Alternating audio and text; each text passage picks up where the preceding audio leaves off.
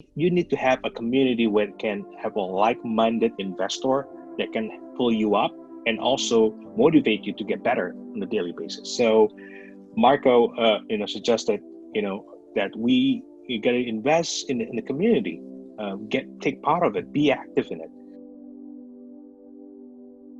All right, guys, welcome to another amazing episode. Today we have Hendra Tambunan. He is an active investor. He has earned a degree from San Francisco State University. He has worked in pre-IPO startups, Fortune 50, Big Four corporations, and then eventually started investing in single-family houses to now realize that multifamily investing, apartment buildings, that asset class is the way to go. And that was by late 2018, 2019. We're going to dive a little bit more, but Hendra's going to talk to us about his background and how he's achieved being involved with 900 units, both as a general limited partner. We're going to get some solid nuggets and lessons from him. And Hendra, if you can go ahead and take it from there and, just tell us a little bit more about the background. I just hit an overview, but, how did you get that aha moment for multifamily? Certainly. Well, first of all, thank you for having me, guys. It's really a privilege for me to be here. So just like everybody else, the idea of having a passive income and grow, having the money work for you, right? I started buying a single family home, and after a certain about I think it's like about 8 or 9, and then I just realized like it's not scalable fast enough. Because originally we thought like the idea of having passive income, but the moment we have our son born, we start shifting that, instead of having passive income, maybe you can save it for college fund. And after 8, 9, building up a portfolio and a buy and hold model, me and my wife just realized that it's no longer scalable enough. I mean, college tuition, inflation rate, and then you just, skyrocketing. And then the way we acquiring single family home is not fast enough. So that's what we decided, like, you know what, we need to find something that is more scalable. And we start looking into multifamily and doing, a research, reading a lot of articles, going to bigger pockets and listening to a lot of podcasts. That's why I just find out like maybe this is a way to go. And I credit this to Wheelbarrow Profit books by Jake and Gino, where I just were looking at it like, wait a minute, this is like a business that we can actually make it scalable, because there's obviously, economic scales.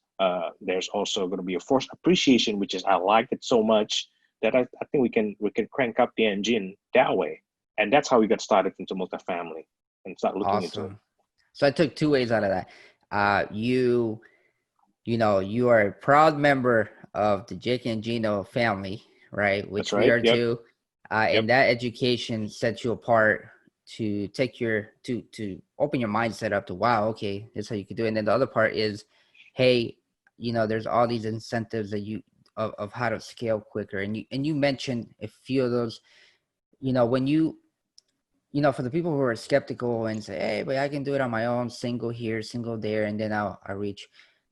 And you mentioned an actual business, right? Because people say, hey, single family is a business too. So what do you mean set up a business and actually scale? Can you give more detail into that? Because a lot of people don't understand that part. Yeah, in terms of the buying, acquiring, right? It's adding portfolio. In a way, it's not really any different, right? The number makes sense, but the problem is like in terms of the single family home space, the way you operating like a business is very minimal.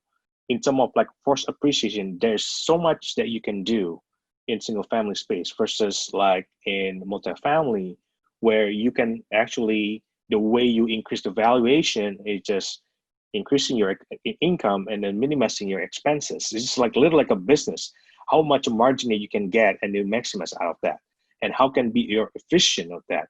I mean, you got a 10 single family home, that's great, but if you are all over the town, it's not scalable enough in terms of hiring a maintenance guy or hiring a property management, and sometimes it's going to cost you even more because it just spread out throughout the town. Now imagine that you got like 10 units within the same location. It will be easier. Maybe you can hire a part-time or co-share with the property management maintenance guy. all things like that. They can minimize the expenses. And then also in terms of like you want to do renovation, thing like that, or part of the units instead of like maintaining 5 different projects, or out of 10 single family home, now you can do it in one location. That kind of business perspective. Yeah. I want to add back to your mention about education also a little bit. One thing that I find it that is really important for us, when you want to do investing in real estate, you got to learn to invest in yourself, right? A lot of people are so shy away, like, oh yeah, I can do it myself. I can listen to podcasts. That's a good investment, but what kind of investment do you put yourself? Because many times that people forget that when you invest in yourself, they're opening up a mindset to become a greater investor. I'm still learning myself, but I think that's what opened up my mindset. It's just investing in myself with the whole family and grow from there. I love that, man. I We never love that stop too. learning. Yeah. Yeah. That's right. It's a constant growth. German, what you got? No, I was gonna ask you, so we can dive on. So you became you became curious about growing financially and scaling up, and multifamily became it, right? You joined Jake and Gino. How can you dip into the first deal? How you got into the first deal? How you connected the dots? How did you network with the people to make it happen? Yeah. So when I joined Jake and Gino, I met with Marco Barbaro, and then hey, everybody knows like real estate investing is a team sport, and then but a lot of people forgot that a team sport is not just your property manager, your broker, your attorney, and so forth, but expand more, because your fellow investor could be your team. So and you need to have a community where it can have a like-minded investor that can pull you up and also motivate you to get better on a daily basis. So Marco, suggested, that you got to invest in the community, take part of it, be active in it, and from that kind of participation, we met Gwait, who was my partner in the first deal, and Gwait was posting like, oh, I'm just recently closing a deal, 343 units in Dallas, and then being a newbie, I'm just being blunt and asking like, hey, that's great, is there any way for us to get participate, in your deals? And long story short, he just said like, yep, definitely. I mean, we are trying to increase our capital expense buffer. So, we're happy to talk with you, and then also introduce you to deal operator. And that's how the conversation started. Is make yourself available and helping other and adding value to people. That's how you get it into the deal. Nice. But so you mentioned that you were a newbie, right? Out of the Yep. start, and you just start asking questions. And a lot of people come into this business, and they underestimate themselves. They don't know what type of value to add. In regards to you right there, which you mentioned, you were a newbie, your experience was limited, and and what you knew was limited as well. What type of value do you bring to that partnership? So for us, the philosophy, we have a life philosophy called 3T: time, treasure, and talent. So when we audit ourselves, I'm pretty sure there's going to be some T that we can bring on the table. First one is treasure, obviously your capital, right? You have a friend that that you can help with bringing a capital, or you yourself, maybe a HELOC, whole life insurance, self-directed IRA, right? There are many different ways, or maybe your own saving that you can bring as a part of the capital. That's a T. And then the second one is talent. A lot of people are undervalue their own talent. They feel like, oh, I don't know anything about real estate. I don't know anything about business. It's actually not really true. I mean, if you're savvy in Excel, you can be a great underwriter. You maybe not know the business really well, but you bring something to bring on the table over there. Your project management skill. If you know how to manage a project, you can be a good asset manager. If you know how to sell, hey, that's an added bonus too, right? Yeah. Because it's essentially you are bringing something valuable. Maybe you have a connection with a broker, or the market really well. That kind of value that you bring on the table. And last but not least, the time. If you're really serious about this business, you're going to make the time, even though you feel like you don't have the time at all, because that's a valuable asset that a lot of people forget. They have it, and they can just bring it and help the team to grow together and thrive together. So in back to your question again, so we just help because we literally just introduce the deal, the project to our family members, and that's how we learn to bring capital into helping with the capital expense for that project. Man, you just gave me the chills with that advice. It's probably one of the best advice Yeah. in the way that you broke it down with the 3 T's. I never heard that before. Yeah, I never heard that, but that was amazing. That was pretty cool. Yeah, man. What you got? Oh no, Oscar, go ahead. Oh, I'm still processing okay. the 3 T's, man. That's So as far pretty as you getting into the deal, so you start fitting all the puzzles, and then in this case, how did you contribute? What else what did the other members do? How did you guys break up each division of labor? Because when you mentioned, hey, I'm building a business, you're building this business with this team and then processes. What exactly did he have in place and started to get going with you? Well, we obviously, when we originally come to this business, we live in California. It's a capital market. We by default we coming in as a capital raiser. We coming in, we bring in capital, we play a role as an investor relation, but we evolve. We are actually doing it as a family, me and my wife. Right now, when we are going to a partnership like the one that we're doing in Kansas right now, everybody playing different role, because I'm more like becoming like connecting with the brokers and networking with people, networking with investor. My wife is playing a role of underwriting now. 15 months ago, she's not comfortable doing that, but that's how we evolve. We learn about it, and she's very comfortable and she enjoy the process of underwriting. So every time I got an OM or any off market rent roll T12, we just send it over to my wife, and then she's the one that underwrite it. If it looks really, really promising, then we start bringing to the table. We got our partners, Joe, who's in Kansas market, can tell really well. We got also Joseph, he's an attorney, and seeing like, how we can coming in and in terms of the contract negotiation. So I think being flexible in terms of the partnership, but also you evolve. You don't just feel comfortable in one spot and that's it. But you evolve and being flexible, because there's going to be so many areas that you can contribute and grow into it. Awesome. No, I love it, man. I love it. So from there, where did you take that experience, and how did you? What was the next deal you ran into?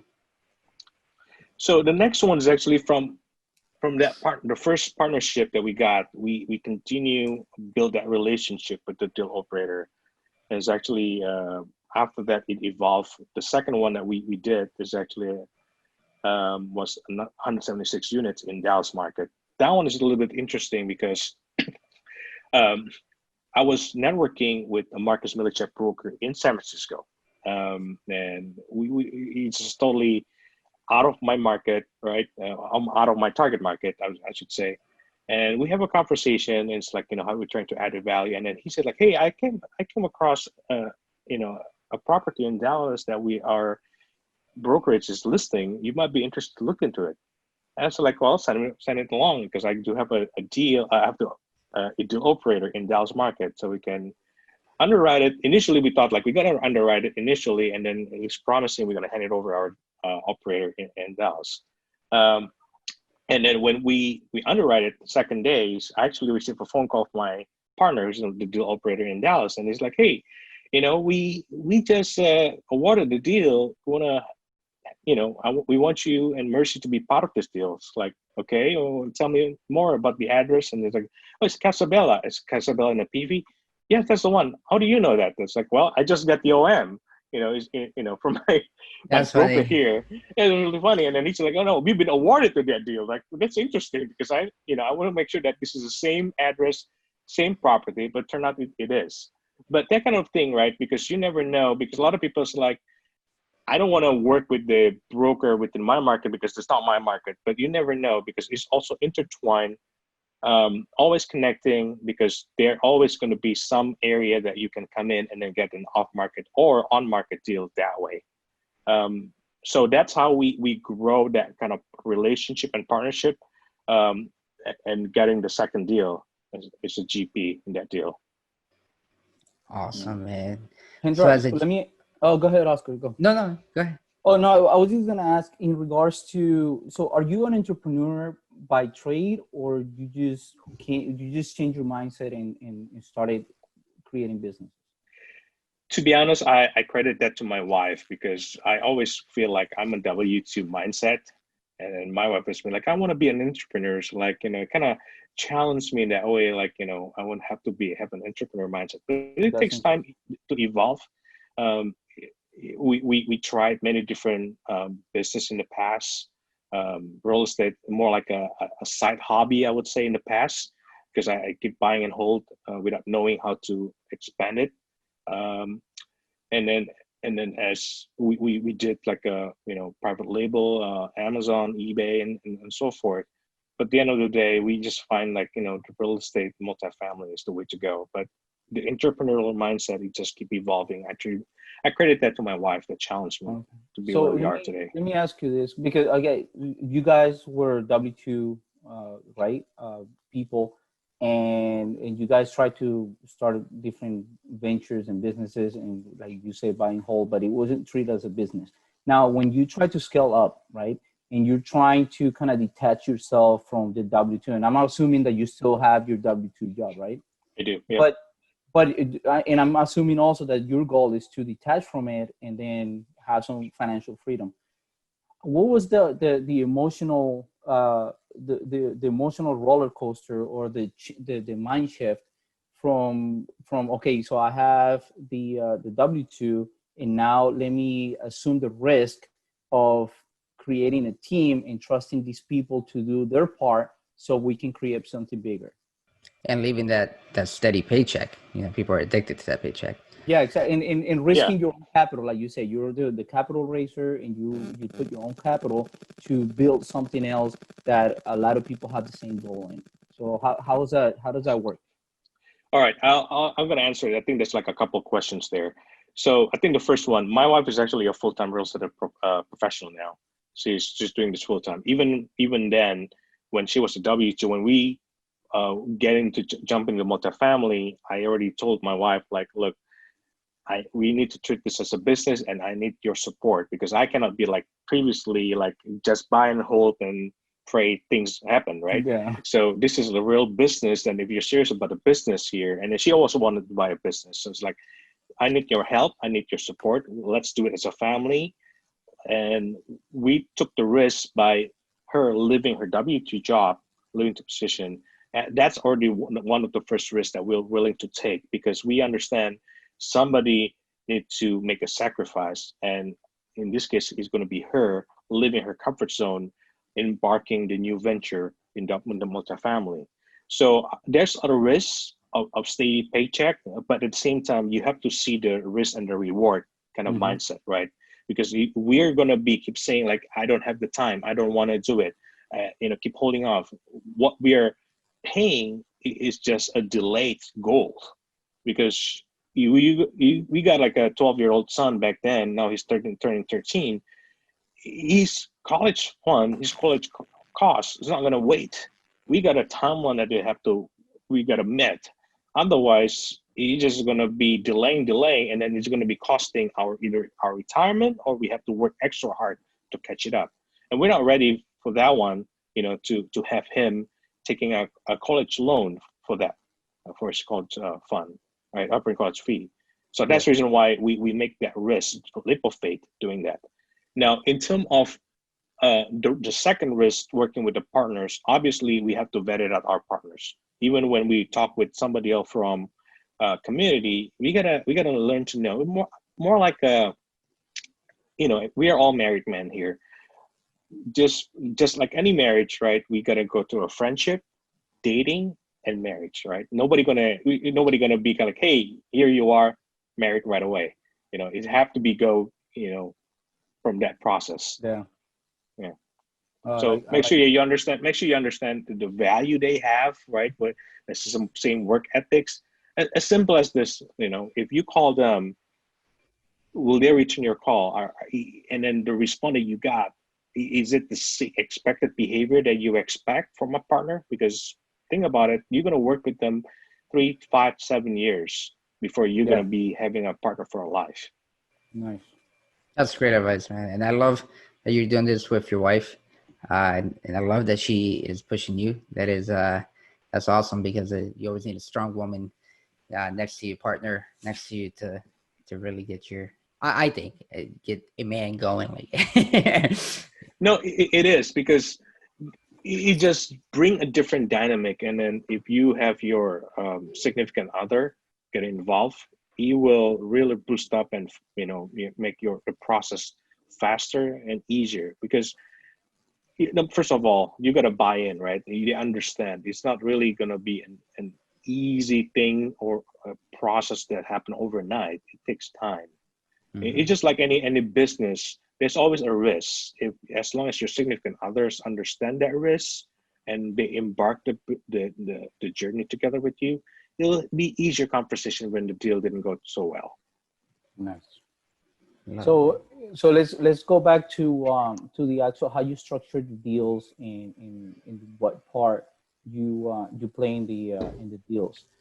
So for example, or you can, whatever deal that you wanna mention, can you break down what you bring to the table and the other partners and how you structure a deal? What split you guys are doing, how that conversation, like you mentioned a little bit about the conversation with the broker, but walk us through that deal and what challenges too did you have in as far as even now, as far as maintenance and things. So Yeah, sure. Well, like I said, we evolve. I mean, the first project we coming in, as a capital raiser, not necessarily just capital raiser, just bringing the money and then, here's the money and then see you later, 5 years.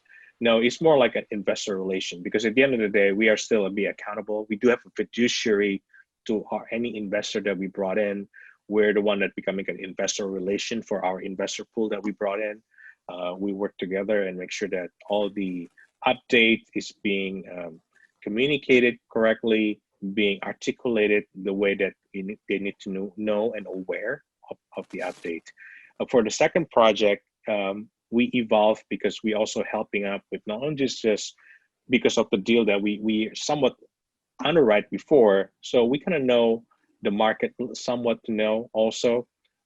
We create like a pitch deck in a sense pretty similar, but we're facilitating all the capital raising effort with our partners, investor pitch deck, and then communication, and also helping people being aware of the project status, project update, helping with the updating newsletter time to time. So that kind of evolvement in the current project that we are looking at in Kansas, obviously, because it's a smaller team, we literally have to learn about the market from the get-go, learning about the population, job growth, because we do have a partner over there, but obviously it's in uncharted territory. It's not really established compared to like a Dallas that they already have like a pre-existing inventory or portfolio that we can piggyback.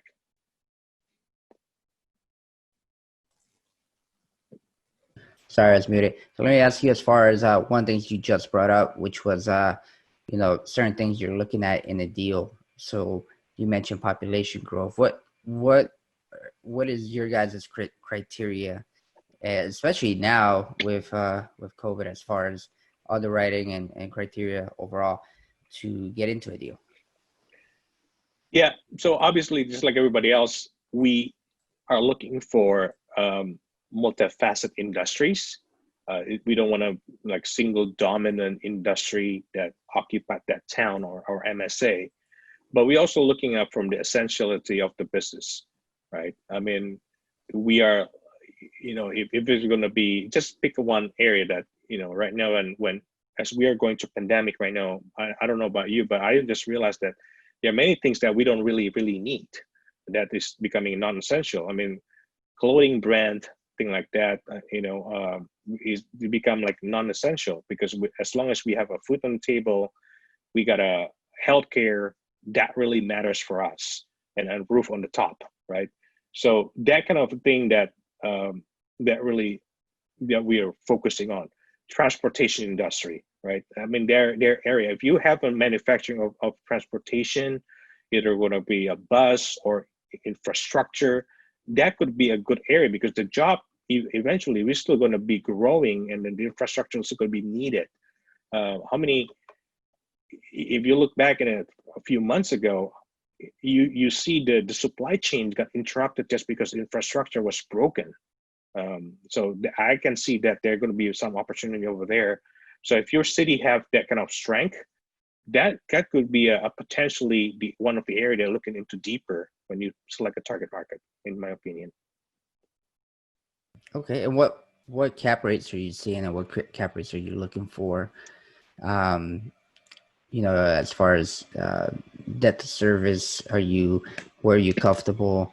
What are you projecting as far as increasing maybe rental? Yeah, let's go there. Yeah, for right now in Kansas, I'm seeing it from like 7 to 7.5 cap rate. And then in terms of the increasing the rent increase right now in our underwriting, typically 0% for year one, or even for 18 months.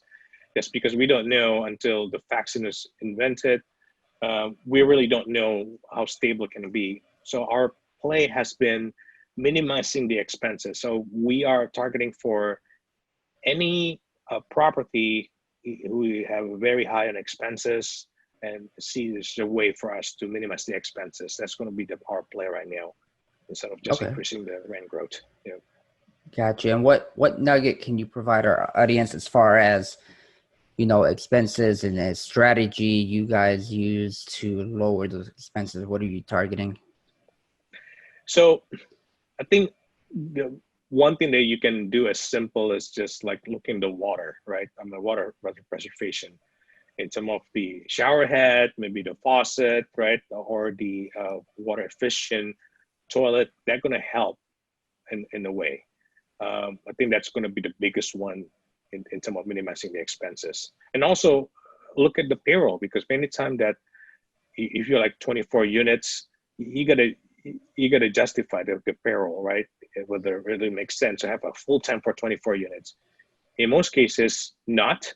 Now, if you have like a very old one, then repair and maintenance, maybe it may be worthwhile to do heavy value add rather than just hiring a full time to be on staff over there for that small. Yeah, absolutely.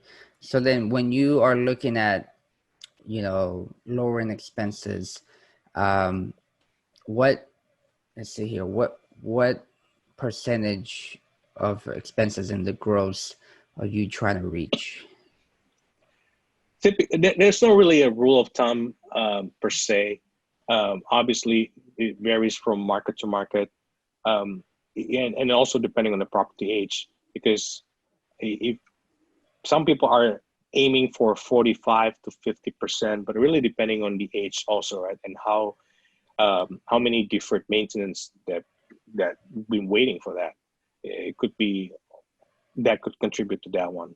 But that's typically it's just going to be 45 to 50%, but again, depending on the property age that we're aiming for. Gotcha. When I mean, especially in the Jake and Gino community and multifamily as overall, when we acquire an asset, before COVID, right? The goal was to come in, reposition, raise the rents, and lower the expenses, right? With COVID, that's kind of changing. How are you guys approaching the especially on the underwriting, right? And the projections in the 5, 7, 10 years, however you're gonna approach that investment. How are you guys doing the underwriting as far as the projections and raising rents? Yeah, I think it really depends on the market comps surrounding the area. And we always compare it again against the property age and the amenities and the size. right? Obviously, that's the reason why, every time we got to perform our OM from broker, like, trust but verify, because they keep saying like, oh yeah, market said $800, but if you're comparing, it's a class A, built 2 years ago, and then yours is like 1970 builds, and much smaller units with no amenities whatsoever. So it's not really comparable. Now, obviously, we want to make sure that we compare apple to apple, and only by then you see that there's a market rent that you can achieve.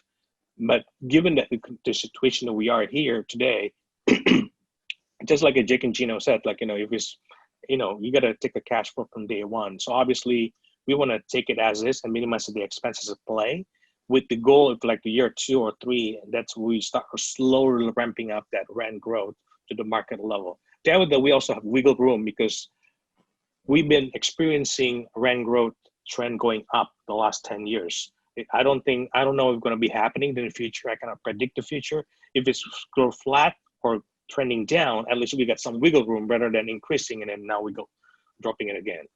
So at least we have some wiggle room over there. Awesome. Nice, right? So you talked about you working with your wife. How is that work-life balance relationship? How do you guys maintain that? It sounds like it's going great, but give us, a lot of things. We always try to talk in our podcast too, is as far as, relationship, because that work-life balance has to be, hatched out correctly. If not, a lot of things can go wrong. So how do you guys work through all that?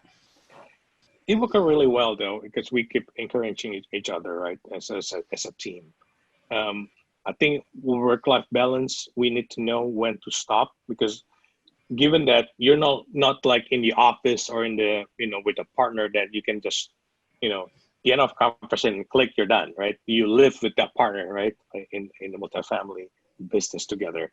So we gotta find a balance when to stop, especially when our son coming into in the midst of us. We got to learn to stop, because at the end of the day, even though we're doing it this for him, we don't want to make him turn off every time he hear multifamily. Oh, because you're not interested in me, in my life, but you've been more interested in multifamily. So it kind of defeats the purpose to begin with if that ever happened. So we got to learn to be disciplined and to put a stop to it, the discussion about multifamily. We trying to engage our son in a conversation, but we got to also know the limit. When he start way overhead, when we talk about certain subject, we learn to stop and be disciplined about it. And going back to regular family again, husband, wife, father, mother, and son again, right? Yeah, I follow you. I follow you I follow you on Facebook and Instagram, and I see the great pictures of you, traveling with the family and going to nice places and all that stuff, and having your time off. So that's really nice. That's really key, and that's really that's really hard to do as well, because you, like you said, you get into this and most people that do this are type A's or at least B pluses, and you're trying to really go at it, but you can't forget about family. I mean, that's what for most of us, that's our why. Yeah, right? Exactly. So it's a very key thing to work on daily. Yeah. German, Absolutely. what else you got? I'm curious to hear about your goal. Where is the goal? Where are you heading? And if you're looking for financial freedom, what's that number or that picture that you have in mind?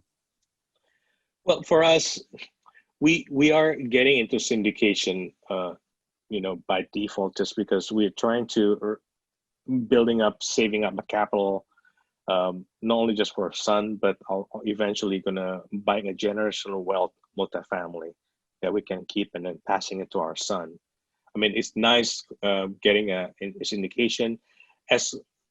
As glamorous it sounds, it takes a lot of work. It's transactional, but at the end of the day, generational wealth is the one that people are looking for, passive income, and it takes time to get there, because you're not gonna building up your portfolio like Jake and Gino 1600 overnight. It takes time to build it. So for us, the journey begin with the syndicating our first few deals, and then eventually the proceeding that we can start investing it into generational wealth through like a joint venture, where we can have some legacy that we can pass it to our son eventually. Amazing. That's what it's about, man. Generational wealth and family. I love it. So let me, start wrapping things up. Let's, can you tell us where people can find you? Yeah, so people can find me in LinkedIn, Hendra Tambunan, and also in Facebook, same thing, Hendra Tambunan. Also by email, Hendra, Hendra, at Ideabox Capital, IdeaBoxCapital.com, or check our website, ideaboxcapital.com. Happy to connect and help any way we can for people that want to jump into multifamily. Awesome, Hendra. And, it was an honor and pleasure to have you on. You're a fellow Jack and Gino family member, and I love everything that you guys are doing. We like my brother said, we see everything and we love it, man. We hope you, reach a lot more, and we got to stay connected. If there's anything ever we can do, let us know. And thank you for coming on. Yeah. And for our listeners, sorry, Hendra, but I just want to add this to it. For our listeners, Hendra is always active, helping everybody connect with each other. He'll get. I mean, you did get on the phone with me. We spoke for like 20 minutes, and then you got to know me and you connected me to some great people that are helping us out. So I really appreciate it. So yeah, for anybody that's listening and needs some help, I need some guidance in this industry, Hendra is the guy. So thank you so much, man.